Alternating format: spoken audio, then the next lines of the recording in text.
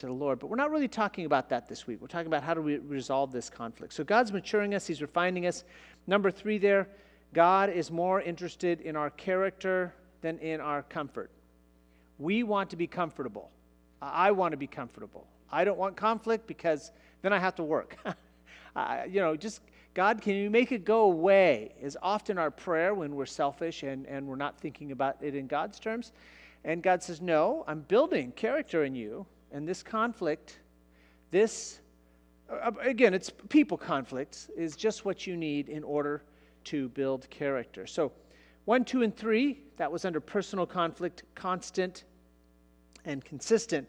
Then we talked about some places that we're going to find conflict. People and places we're going to find conflict. Number 1, home and family. Now, wouldn't it be nice if you got along with your spouse? Most of us in here have wives. If you got along with your wife, if you got along with your kids and never had any conflict with it, that'd be great. But that's not how it works, right? Again, God puts these people into our homes. God chooses the person. You chose your wife. That's up to you. But God chooses the personality of your children intentionally, thoughtfully, to build into us character and discipline and grace and that Christ-like image that he's building in each one of us. My kids, the 4 children I have, every one of very different personality. If I did not know they were my own children, I would think maybe they had a different father or mother because they're just so different. Why? Because God said, okay, this is what Scott needs to be more like Jesus Christ.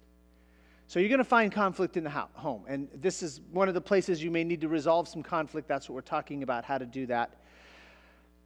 Second place. Where's the second place? Church and Christians. Yeah, church and Christians. We talked about that. Yes, work. Number 3, work and career. In your career, you're going to find that there's conflict.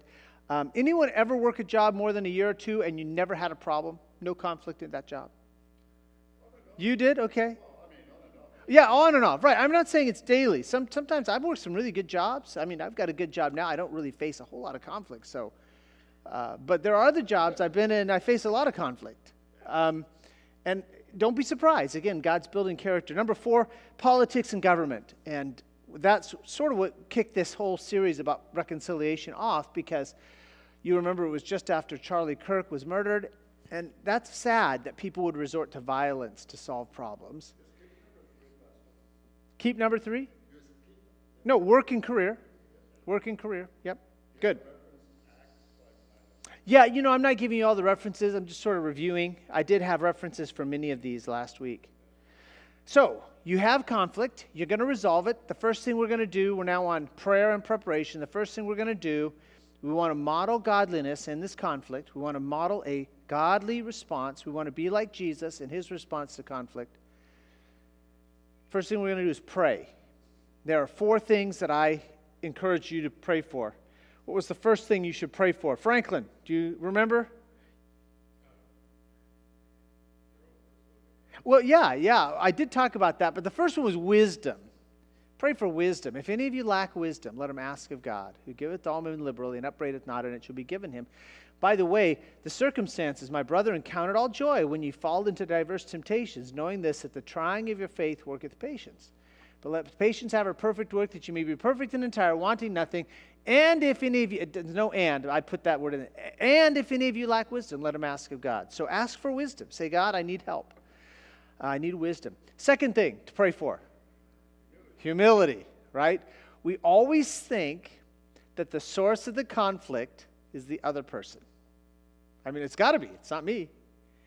But when I come to God and I say, God, humble me, keep me humble, sometimes the conflict goes away because the real problem is my pride.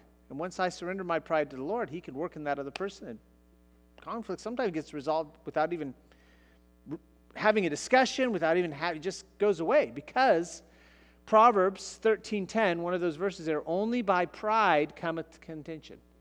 Okay, third thing to pray for. Pray for, the other person, the people that are involved in the conflict. Even if they're your enemies, we're called to pray for our enemies. So pray for the people involved in the conflict. That's letter C. And letter D, 2 words there. What's the 4th thing we're going to pray for? God's will. Because in a conflict, I know myself. What I want to do is I want to win. I want to show that I'm right and that you're wrong. if that's my object in resolving personal conflict, it's probably not going to get resolved. But if I can get to the point I'm more concerned about God's will being accomplished than me being right, than me being in charge, than me being the boss, right? Than me being the dad, me being the father, then there's a lot more can get accomplished. And that 1 John 5:14, if we ask anything according to his will, he heareth us. So we're not just praying, God, get rid of this conflict, I want to be over. No, God, what are you trying to accomplish in this conflict? Show me your will. Hey, Wally, help me out here. Emily needs to go there to the other side. Yeah, and then please come back and join us. This is where the adult men will be meeting. Oh, she's going to go by herself. Do you trust her, Wally? Thank you. Guillermo's going to just keep an eye on her. Yeah. Okay, good. Number two here. Consider your own part in the conflict. Again, only by pride cometh contention. It could be a big part of the problem is me. And once I get my issues resolved, conflict's going to go away. So consider your own part is number 2 there. First thing I mentioned was confess known sin, right? You're praying to God for his will to be get done, and God says, well, you're mishandling it in this way. You're using harsh language, or you're being proud and stubborn, or you're, whatever that is. And when I say, God, you're right, boy, I've blown it, forgive me. Boy, God forgives me instantly. And then I can move forward knowing that sin is behind me. So confess known sin. Be there. Get what? Get counsel, right? Only by pride cometh contention, but with the well-advised is wisdom. And then Proverbs 24:6, in a multitude of counselors, there is safety. So get some counsel. Ask some questions of someone else who's not involved in the conflict. Don't go out and gossip about the conflict. I really am focused, when I'm asking for counsel, I'm asking people to tell me how I can handle this, not how to fix the other person.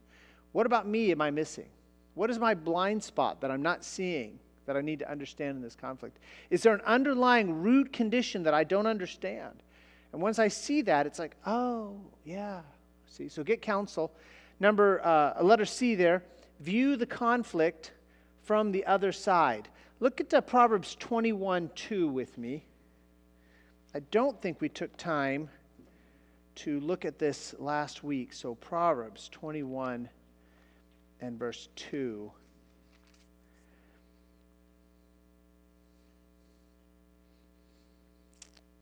Proverbs 21:2, every way of a man is right in his own eyes. What does that have to do with view the conflict from the other side?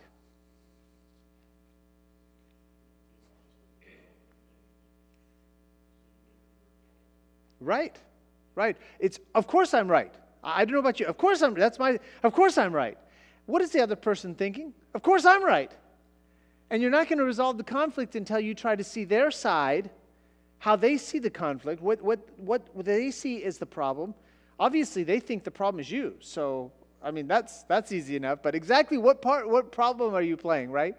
And so try to see the conflict from their side. And that's when you're getting counsel, maybe that's some of the questions you're asking your counselor. How is this other person seeing this? What is it that they're seeing? And he may say, well, what they're seeing is they're seeing you just shooting your mouth off every time that they bring something up. Boy, problem could be solved if I would just learn to listen. Yes? Right.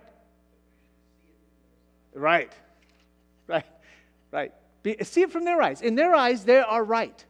You understand that, right? But what does it say? The Lord pondereth the hearts.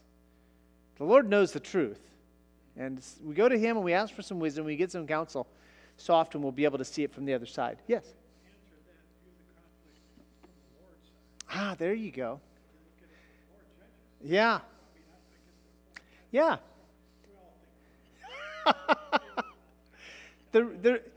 Scotty's suggestion is a good one. See it from the Lord's side. The reason I hesitate to put that in there is because, the Lord has this omniscient view of everything.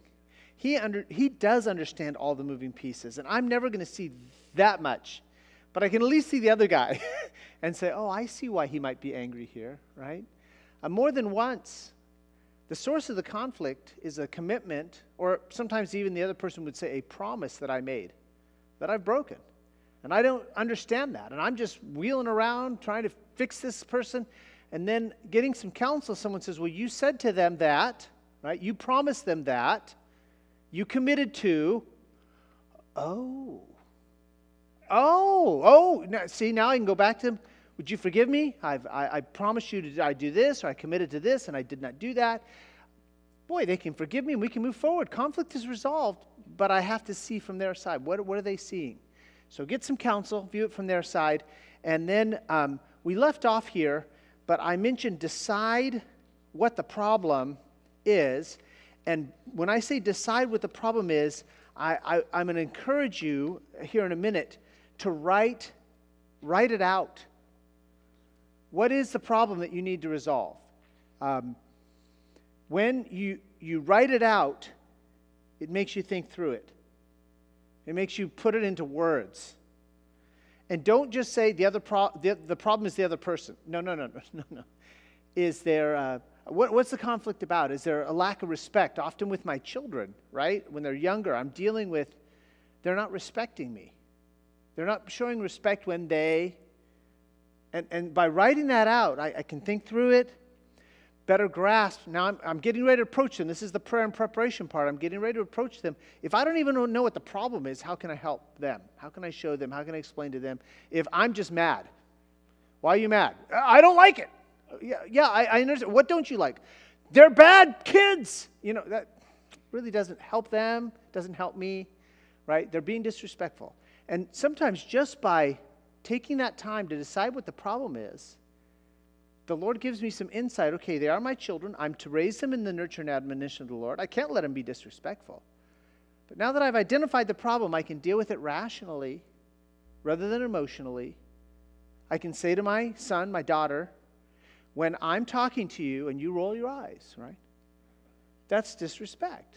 And God says, honor your father and mother, right? And I'm just rational about it. Rather than, don't you roll your eyes at me, that's so evil, and they keep rolling their eyes, because it's just, I'm overdoing it. So write down the problem, decide what the problem is, write it down. We're going to take a little bit of it's in here, but we're going to take a little bit of a detour, because I think the next thing that I want us to consider, and this is number 3, is to understand your chain of authority. Because sometimes we're dealing with a problem that doesn't even belong to us, not even in our wheelhouse. There's actually someone else that ought to be dealing with it. Or we're about to approach someone who really can't solve the problem. It frustrates me to no end when you call a company to get a problem resolved. You get a human being on the other end of the line. You explain what the problem is, and they're like, yeah, but I see what you're saying, but I can't help you. Well, why are you answering the phone? Who can help me? Well, I need to escalate this to, whatever. Okay, great. Put them on the line. So they put them on the line, and guess what you have to do? Explain the problem all over again, right? And then I've had this happen to me. They say, well, yeah, that's you. We really can't help you. Okay, listen, I don't know who can help me at your company, but we need to get this resolved, right? Chain of authority, that's what I'm talking about. Think through where you're at in the chain, who's above you, who's below you, and where you need to be. The verse I give here is Matthew chapter 8-9. You remember it's a centurion. He's got a sick servant, and he comes to Jesus. And he says, my servant's sick. Would you heal him? And Jesus says, okay, yeah, let's go see him. And the servant says, no, you don't even have to come to my home, because I'm a man under authority. Here, people above me. And I have people underneath me, and I just say go, and they go and do it. I don't need you to come to my home, just speak the word. And what does Jesus say to the people standing around? I've not seen faith like this anywhere in Israel. But the man understood authority, that Jesus didn't have to be at the location. Jesus had to just say the word, and the man would be healed. But I want to give you a different example, and this is in the book of Daniel. So turn with me to Daniel chapter 1. And this, again, is about understanding your chain of authority when it comes to resolving conflicts, because if you're not addressing the right person in the problem, you're not going to resolve the problem, and you're going to frustrate yourself and probably going to frustrate someone else as well. Daniel chapter 1. Daniel chapter 1. Now, I think you have some idea of this story, but let me just give you a synopsis, what I think is particularly important.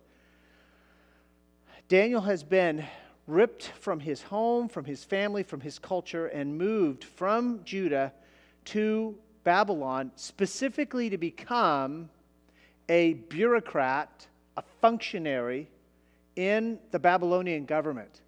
But he doesn't know the language well. He doesn't understand how this whole system works. So they put him into a training program. And they're going to train these guys for a period of, is it 2 years? They give a specific length of time. They're going to train these men for a period of time.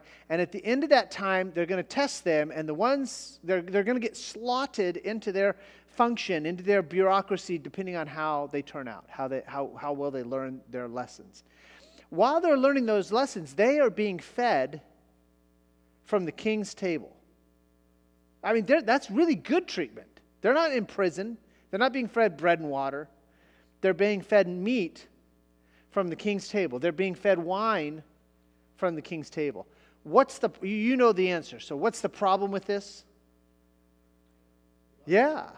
The food, the meat, and the wine has been offered to Babylonian idols before being set in front of Daniel. So look with me, verse 8 here. But Daniel purposed in his heart that he would not defile himself with a portion of the king's meat, nor with the wine which he drank.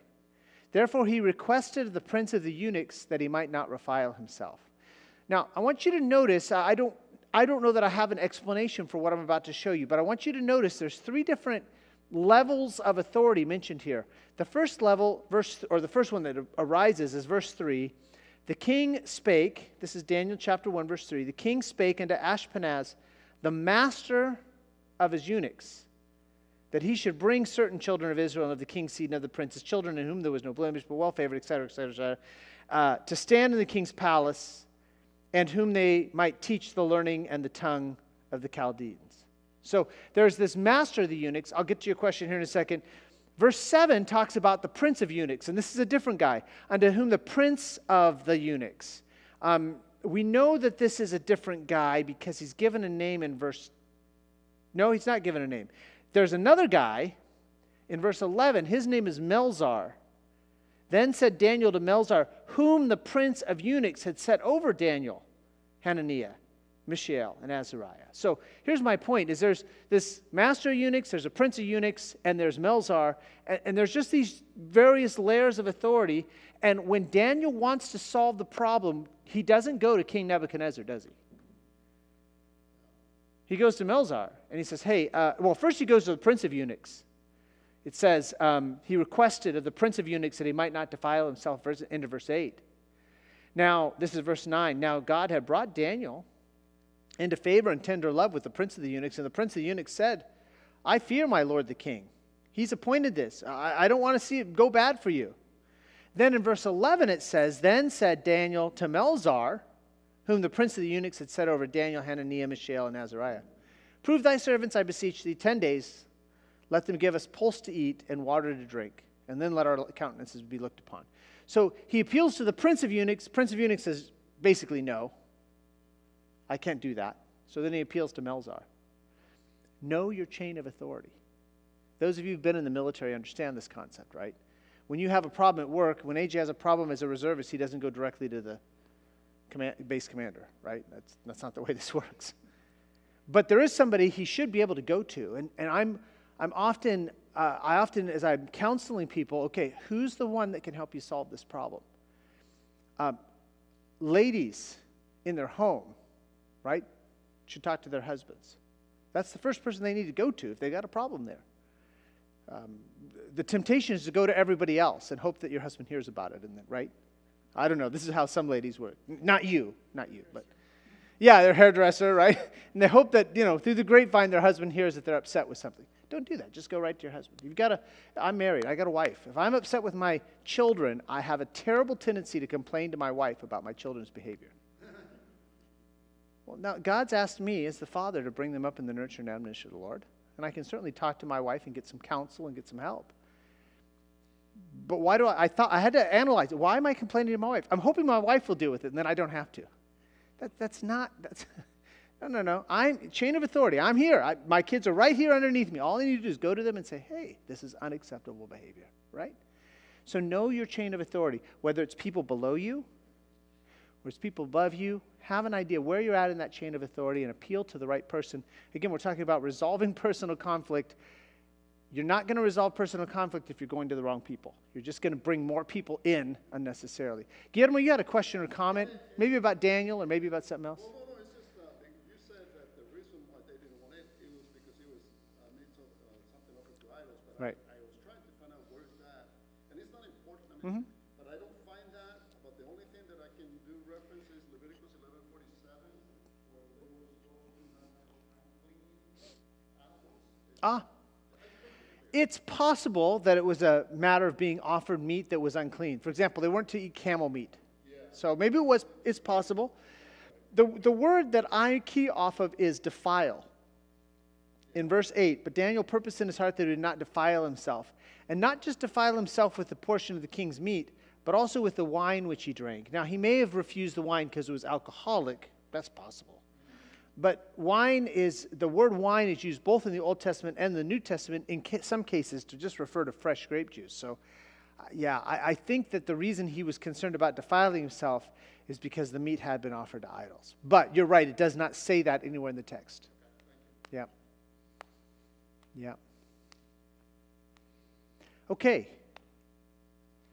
Letter D. Back to, that was a little excursus, a little rabbit trail about chain of authority. Now let's go back to letter D, which is on, right here. Number 4, sorry, it's not letter D. Number 4, take time to, here's the blanks, write out some thoughts. Take time to write out some thoughts. 2 things you might want to write out. One is, what is the main source of conflict? You've already been thinking about what the problem is. What is the main source of conflict? You might write that out. Let me suggest that if you can't write out on a piece of paper what the problem is, how do you expect to resolve it with the other person? Right? Why? My wife's asking me sometimes, why are you so upset? I don't know, I'm just mad. Well, what do I want her to do with that? Right? If I'm come blowing in here on a Sunday and I get up here and I'm pounding the pulpit and yelling and screaming, you guys are going to be like, something's wrong with him. But we don't know what, right? You have no idea. That doesn't help people. Write out the problem and think about it. You've already thought about it, write it out. What is the problem? But here's a second thing you might need to write out. You may need to write out your apology. And this is on the next page. If you fold it to the back page, letter B there. Ask yourself, do you need to apologize? And if you do, let me encourage you to write that out. I wouldn't read it when it comes time to talk to the person, but I'd write it out because, sometimes we say it in a way that really puts the blame back on the other person, right? I'm sorry if I offended you. Well, wait a minute. Did I do wrong or not? Or am I mad that you're offended? I mean, what is the issue here? I'm sorry I offended you. Or, every time... I'm sorry that I say that, but every time that's not an apology. Again, that's casting blame back at the other person. So I encourage you to adopt something like this. I put it in your notes here. I apologize for, and then whatever your offense is, would you forgive me? Now, I know this has happened to me before. I feel, as I've gone through this, I feel like there's blame on both sides, right? I've done something wrong, the other person's done something wrong. And I'm hoping that when I say to them, I apologize for speaking out of turn. I was wrong to speak out of turn. Would you forgive me? I'm hoping that they'll say, yes, I forgive you, and I was wrong to da-da-da-da, would you forgive me? But you know what? They rarely do that. They usually say, yeah, I forgive you. Listen, it's not important that I hear their apology. What's important is that I apologize, and I'm right. Everything's right between me and the Lord. I had a run-in with an authority one time. Did not go well in this way. I was trying to explain myself. I really was. I was trying to share my heart with this authority and help him understand what the problem was in our situation. And he went to someone else who was not involved in the situation and said, this subordinate had a lot of harsh things to say to me. And I'm like, what in the world? But hey, what's my job? Here's a person who's above me. God's put this person above me, who is telling other people that I said harsh things to him. You know what I need to do? I need to go and say, I apologize that my words yesterday were harsh. Would you forgive me? I did that. Did he ever ask to be forgiven for gossiping about me? Nope. But it doesn't matter, does it? Because I did what God asked me to do. That conflict got resolved another way, by the way. God's good. He doesn't always resolve it the way you want him to. But here's the reason I bring in apologies is because sometimes just by apologizing, boy, that conflict just goes away. You take responsibility for what you did wrong. Never lie about it. I'm not encouraging you to apologize just to make the problem go away. But when you've done something wrong, apology goes a long way to calming the other person down, helping them think through, okay, and moving on. And that's why I encourage you to write down the apology. I'm sorry. If you've really hurt a person and you just say, I'm sorry, often they're like, what are you sorry for? Do you think you did anything wrong? Well, no, not really, but I want to say I'm sorry. That's not going to help you. So write the apology out. I apologize for. Write out what the offense is. I wouldn't read it to him, I apologize for slapping you. No, but you need to know what your offense is. Say, I apologize for, and then would you forgive me? And then let it go. Whether they ask for sometimes, and I've had people say to me, I can't forgive you. Okay, well, really that's between them and the Lord now, isn't it? I've done my part. I've asked for forgiveness. They can't forgive me. Please, don't beg, but write these things out. And again, because if you can't write it out, it's not likely you'll be able to explain it clearly to the other person and help them. Yes? Mm-hmm. Yeah. To catch up with what we're doing, what we know is right. Yeah. And sometimes, I know for me personally, I know I need to apologize. And sometimes I don't feel sorry. Right. So, should I pray and wait for the Lord to help me feel sorry and then apologize, or just apologize because I know it's the right thing to do and put my emotions on those? That's an excellent question. Guillermo, buy me some time while I think about this. Because that's a good question. It is. As we're going through this, I think the key, you mentioned it, 1 John 5:14. Mm-hmm. Right? Right, if we ask anything according to God's will. The will of God. Mm-hmm. And I think, I understand Jessica, right? Because we are emotional people. But we're supposed to be spirit control, which is right. Sometimes you have to give yourself time and let the Holy Spirit kind of convict you.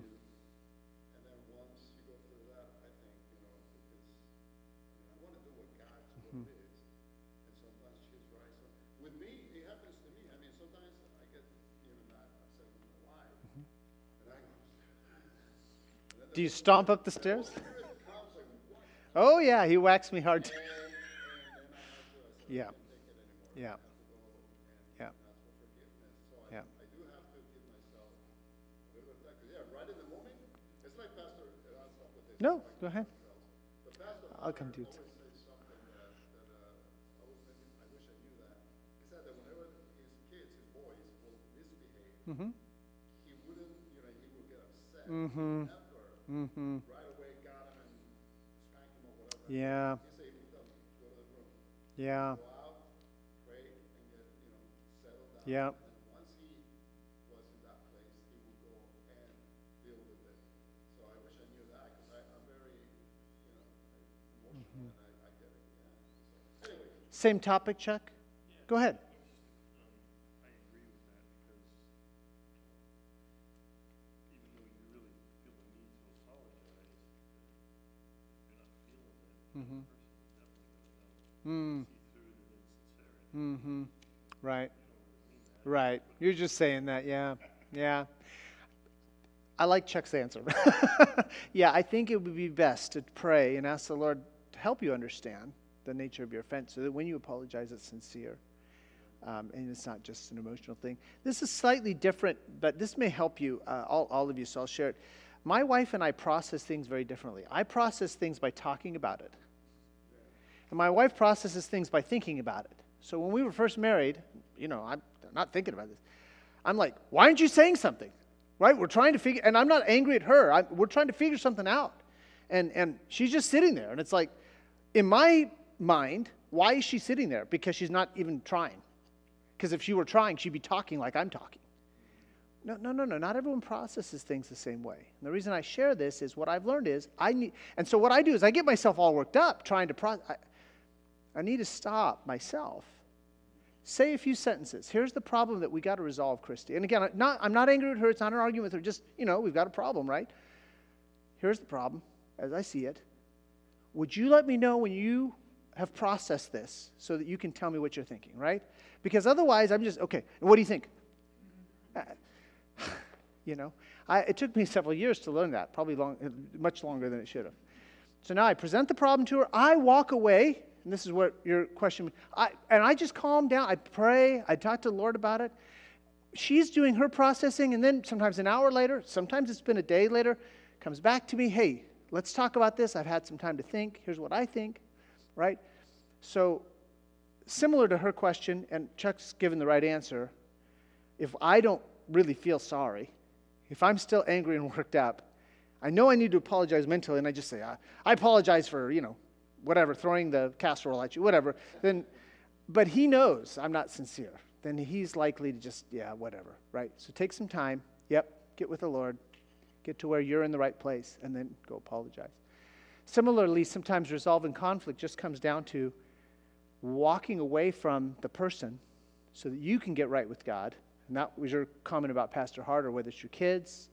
Maybe you have a boss. Some of you have very unreasonable bosses. And they're like, go do this. And you're like, I literally can't do that. And you want to just argue with it. Let's just get into it. No, maybe the best thing to do is say, give me a second, right? Walk away, pray. Then come back and say, hey, that's I don't see how that's accomplished. I do remember as a young man struggling because my mom would often give me multiple commands at one time, right? And I had to learn the right way to respectfully say, what is your priority, so I can do that one first. And once I learned how to say that respectfully, she always had a priority. Oh, I want you to clean your room first, right? I want you to do the dishes first. I want you to pick this up, whatever. Great. But if I just got angry and you're just telling me too much, I can't take it, then that's not respectful to my mother. And she wasn't trying to overload me. She just had a lot of things on her mind. She's just giving them all at once. Here's the whole enchilada. And I had to learn the appropriate, respectful way to say, okay, I hear what you're saying, Mom. What is your priority? Because I'm overwhelmed right now. Other questions, we're going to go on to approach and appeal. I think we're going to take about 10 minutes and just try to get through the rest of this here. Because next week I want to talk about a concept that I call courageous conversations. Okay. Approach and appeal. Go directly to the other person. I don't have that anywhere on there. I don't know why not, because this is really important, that you approach the right person about this. Letter A, realize that God is still on the throne. God's at work. He's in control. He's at work in your life. He's at work in the other person's life. Often we just assign evil, impure motives to the other person, and of course my motives are always righteous and above board. Don't do that. Just be transparent. Expect the other person to be transparent. They're not always. I understand that, but realize God's still on the throne. Here's number 2, resolve conflict in its proper place. We have a tendency to talk about our problems with everyone except the person that we need to talk to about resolving the conflict. Here, let me give you a non-family example. When I was leading a Christian school, sometimes teachers would want to talk to all the other teachers about their problem student, right? They'd go to Scotty first and say, this student, just can't get him to sit in his seat. He's always moving around. And then the next day, they'd be talking to Chuck about it. Boy, Chuck, I tell you what, I got this kid in my class, and he's just everywhere. I just can't get him to sit still. And then the next day, it's John. Oh, John, you wouldn't believe this kid. No, what's the problem? Have they talked to the student yet? No. I do some investigation. Oh, do you know so-and-so has a troublesome child? Okay. Go to the teacher. What have you done to deal with the student? Well, I don't know what to do. Well, talking to everyone else about it's not going to help, right? We do that sometimes in church. I'm offended at AJ. What I need to do is say, AJ, when you did that, you offended me. And no, I go to John. Do you know what AJ did to me? Right? And then I go to Jack. AJ is just, I need to just go to AJ. Resolve the conflict with the person that's responsible, not with everybody else. Yes? So for me, most of the time, that discussion with multiple people is missing. Right. That's the hard part for me. Well, here's the difference. If you're seeking counsel, right, at some point, using the AJ and me example, at some point I'm going to get back to AJ. Some point in the next day or two, right? Because if I'm seeking counsel, I either get it or I don't, but I got to get back to AJ. The difference is often people will talk to everyone else, and I'll never talk to AJ about it. They even had a word in Mongolia, molach, which meant to talk bad about your husband. Because in Mongolia, wives would get together and just tell all their husbands' problems to each other. And we have a lot of problems as husbands, so, I mean, it wasn't like they had to go digging very far. But that didn't really solve anything, did it? Just made him so dissatisfied. My husband's such a moron. He's such an idiot. Let me tell you all the bad.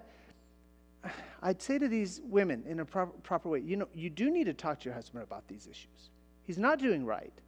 But telling all the other ladies in the church is not going to help you resolve this. And how do I know that they weren't resolving it? Because they would never go to their husband. They just keep talking about it with each other. So you're right. There's a time to go. Okay, I've got a problem with AJ. I'm not sure. John, can you help me out here? This is what happened between AJ and me, and I need to get back to him, and I don't understand. And then John says, well, let's pray together. And then he says, I think you need to, right? But if I'm just going from person to person, and here's the other thing that I'll warn you about. Sometimes I go to John for counsel, and John says, well, you need to go talk to AJ. No, I don't want to talk to AJ. So then I go to Chuck for counsel, and Chuck says, well, really the problem's between you and it. No, I don't want. And what am I really doing? I'm really shopping for the person who will say, oh, you've been so mistreated. AJ's such a jerk. I can't believe it. Well, that's not really, and I'm not saying you're doing this, but that's not really seeking counsel. So I do seek counsel from other people, but I try to keep that group of counselors as small as possible. Yeah.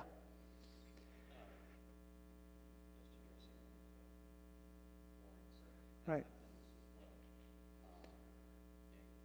In seeking counsel, you have a tendency to spread the problem. It can be, that's true, yes. Remembering in the moment, hey, I shouldn't be spreading this around. Mm-hmm. Asking for a friend. Right. I have this friend that does this or that.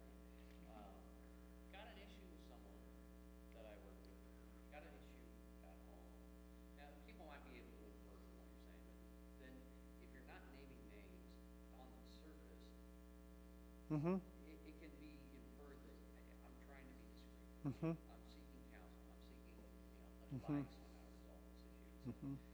Gossiping. Mhm. You know what this person did? Yeah. I find that more challenging. I'm not going to mention any names, but my wife. It's like, well, I think we just figured it out.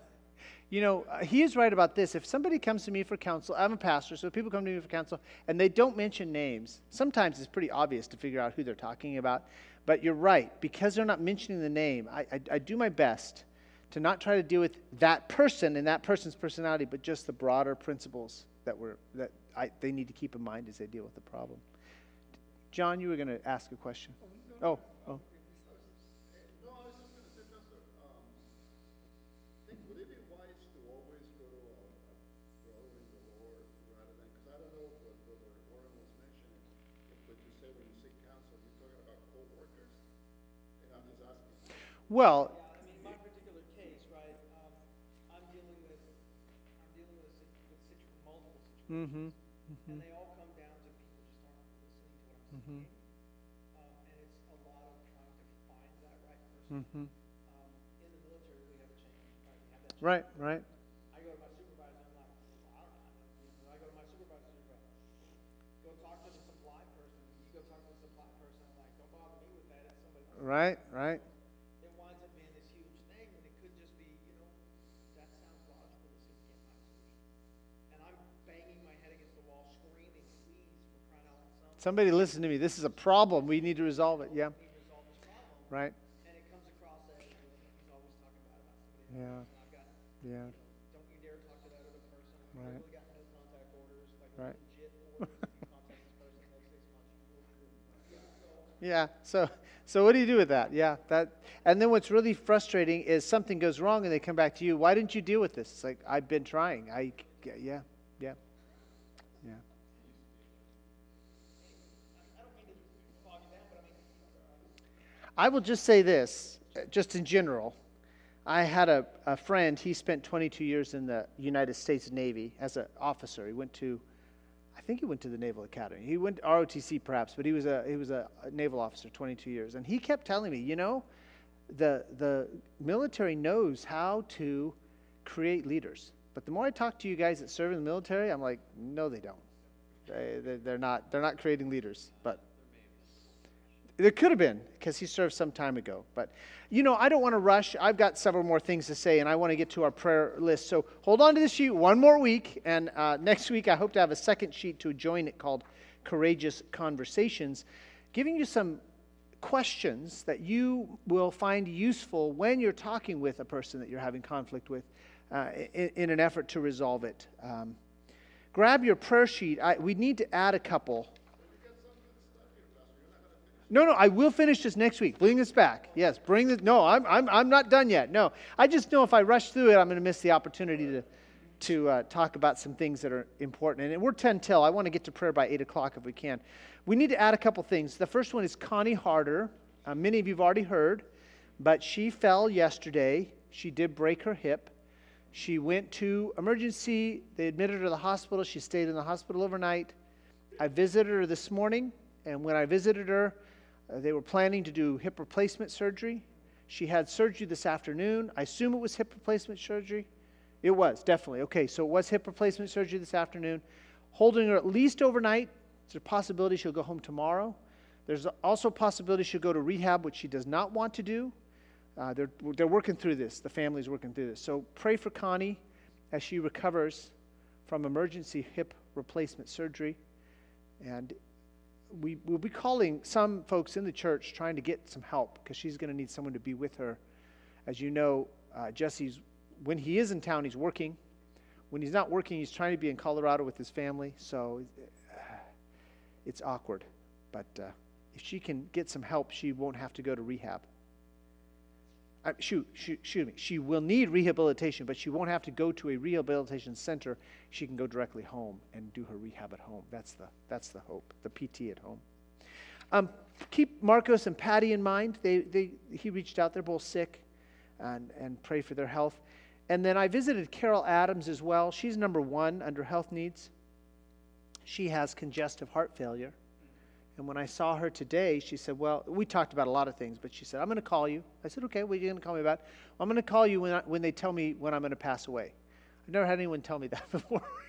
But evidently, she does not expect to be with us long. That was her comment. As you know, Carol, she's pretty blunt, and I appreciate that about her. But she's not doing well, and they have put her on palliative care. So they're not going to try to keep her alive anymore. They're going to try to make her comfortable as can be. So pray for Carol Adams. Other updates or new requests? Yes. Did He had a little accident at work. Praise God, he cut himself with a knife while he was trying to do something. He pretty much just stabbed himself in the arm. So they brought him to, anyway. Bottom line is, he's got a bandage. He's doing okay, but just pray for recovery. And I thank God and praise God that it wasn't, anything major. Right. So Billy cut himself at work. Yeah, Billy cut himself at work. Pretty. Stabbed himself. He was. Yeah. So there was quite a bit of blood. I'm taking it, but they did take him to a hospital or ER. Well, they stopped the bleeding and then they took him to a, what do they call those? Urgent care. Yeah. Oh. He has a place in Martinez, so they drove him all the way from Sacramento to Martinez, 2 hours there, then back to Sacramento to get a car. Right. Because it was the company doctor. Well, because they said that obviously, if they would have gone to the ER, it would have been. Right. Okay. So pray for Billy. He stabbed himself at work and he's recovering. What's that? Oh yeah, probably. Yeah. Probably. No, go ahead. You go ahead and turn off. We'll catch up with these. Yeah. Pray for Billy. Other new requests, updates.